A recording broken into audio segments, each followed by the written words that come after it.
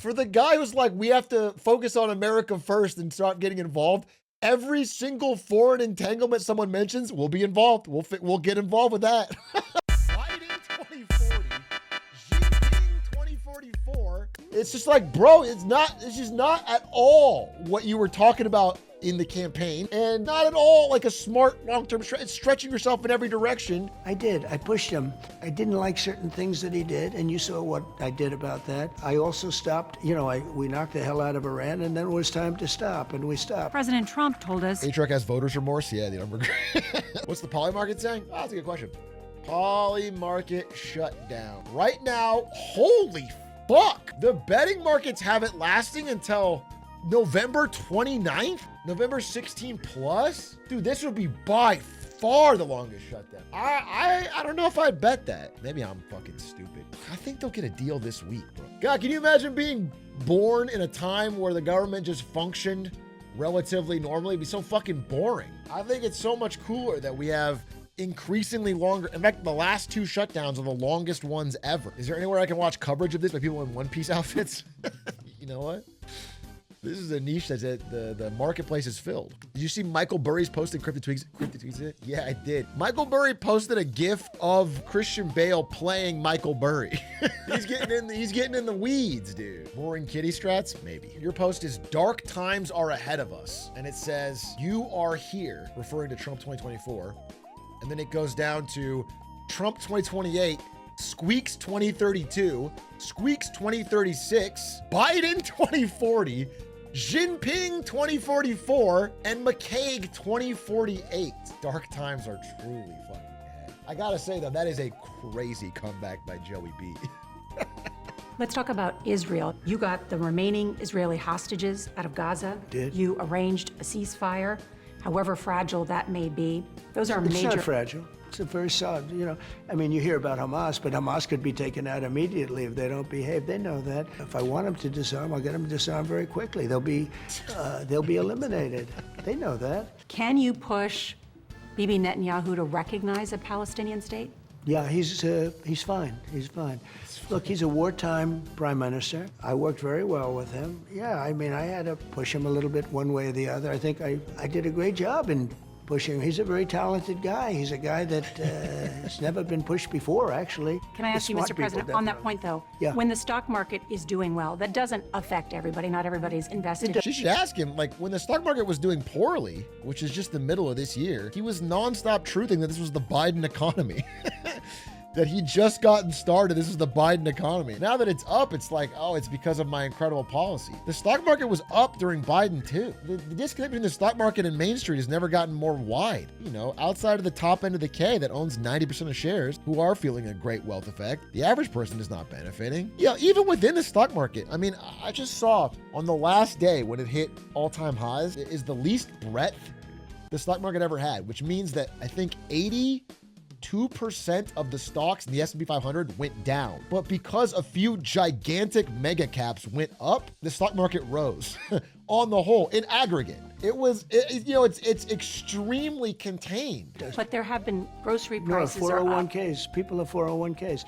Their 401ks are double what they were a year ago. But for people that don't have 401ks or are not sure, invested in the stock market, but they've seen their grocery prices go up, inflation. No, you're wrong. They went up under Biden. Right now, they're going down, other than beef, which we're working on. The Supreme Court is going to hear arguments this week on whether you have the authority to impose these sweeping tariffs without congressional approval.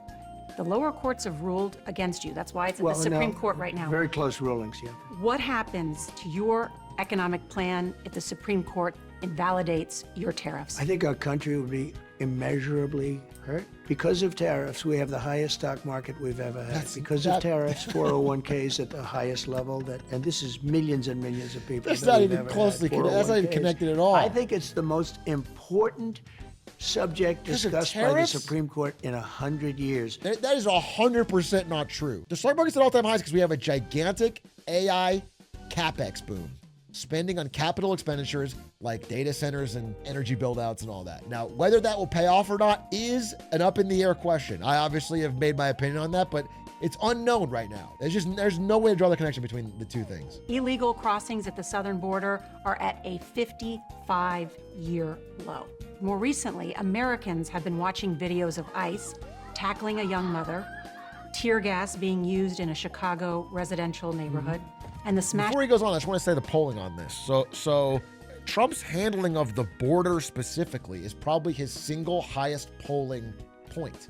But even those who support his stance on immigration, not all of them, of course, but even those who do, are weakening in their support for the basically internal terrorism of the way ICE is handling internal deportation. The idea that it was about closing the border and then getting rid of like dangerous criminals has been replaced with like constant assaults on some American citizens, some peaceful people who've been here for 20 years, clearly non-violent, clearly non-criminals, people working fucking dishwashing jobs. The switch from ICE to, these like Stephen Miller quotas has been markedly unpopular as more people find out about it, as more videos get out, as more people become aware. It is not well received. Share prices are clearly elevated on the expectation that AI products and services will eventually bring in trillions of dollars to major participants in this industry. If this doesn't pan out, then those prices could be reconsidered very quickly. The major incumbent players aren't at immediate risk of collapse, because they still have far more cash than debt, and they still have functional parts of the business to fall back on. Their biggest risk is that if this does go tits up, then they will have to explain to their investors why they thought it was better to spend hundreds of billions of dollars on redundant data centers instead of just paying out that money to them. I guess the disconnect here is like, when I'm talking about like the danger of a bubble, I'm not talking about I'm worried that Google's gonna cease to exist as a company. The point is that if there's a stock price correction on this AI hype, the wealth effect that is keeping people spending in this economy evaporates. And then once that evaporates, that's the last pillar holding up the economy. But I'll be honest with you, in my heart of hearts, I dislike his sons far more than him.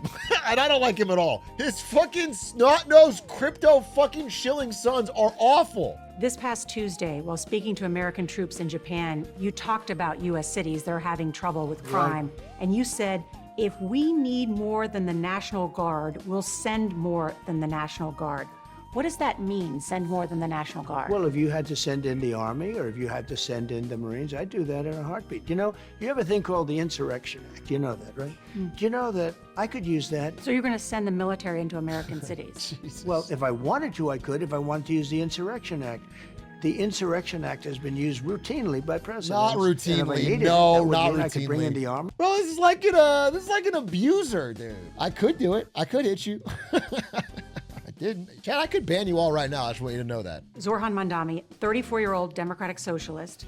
He's the front man. Communist, not socialist, communist. He's far worse than a socialist. Some people have compared him to a left-wing version of you, charismatic, breaking the old rules. What do you think about that? Well, I think I'm a much better looking person than him. Right? But what if Mandami becomes mayor? It's going to be hard for me as the president to give a lot of money to New York.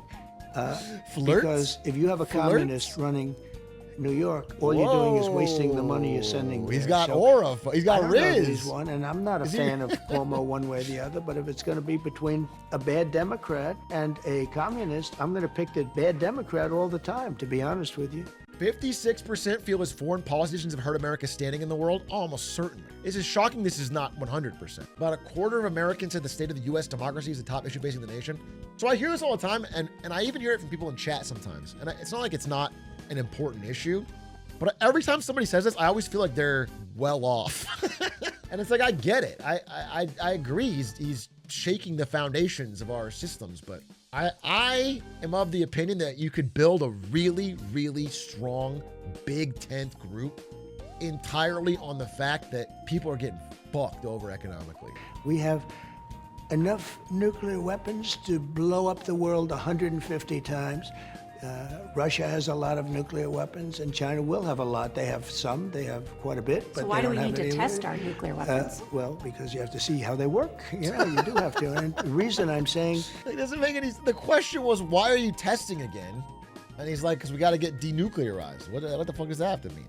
The obvious reason was because it was a threat. It was like a signal or a warning or a flex during the negotiation. It's his general negotiating strategy is to come over the top, all in, you know? I think he wanted to seem unpredictable, you know, throw the Chinese on the back foot. Are you saying that after more than 30 years, the United States is going to start detonating nuclear weapons for I'm testing? saying that we're going to test nuclear weapons. Elon and Sam have been sniping on social media. Sam Altman posted a tale in 3 acts talking about reserving a Tesla Roadster in 2018 for 45 grand and it's still not here. And he's trying to get a refund and then they won't respond. So Elon sees this tweet and he's mad. So he responds and says, "You stole a nonprofit," which is about how Elon Musk was an investor in the early nonprofit era of OpenAI. OpenAI is now transitioned to a for-profit company, and Elon Musk is no longer involved. Elon Musk wanted OpenAI to be owned by Tesla and become a profit company anyway.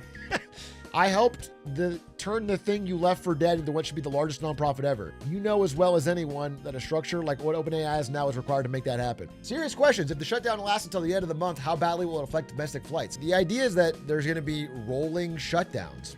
A viewer whose mother was an air traffic controller, and he connected us on DM so I could interview her. We could ask questions. And she said that they obviously have contingency plans for this. It made me feel safer about flying, but the idea is there's going to be more and more shutdown.